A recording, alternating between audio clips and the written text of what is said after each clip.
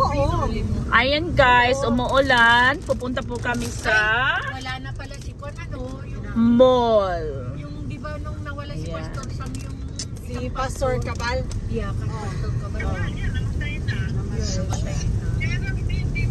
Ito yung mall na parang ano, punta sa Sa ibang bundok. simbahan na. Oo.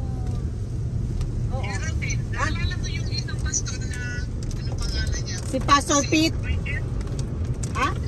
Pastor Pagaryata. Ay, si Pastor Noel. Oh, yeah. Yeah. Nag-divorce na pala? Yes, he was caught cheating on a member. So, iniwan siya. Divorce na pala. Oo, nag-asawa na ngayon babae sa Canada. So ngayon siya may girlfriend na rin talaga, pakasalan niya. Alam nyo guys, giyan siya, chismosa talaga yan.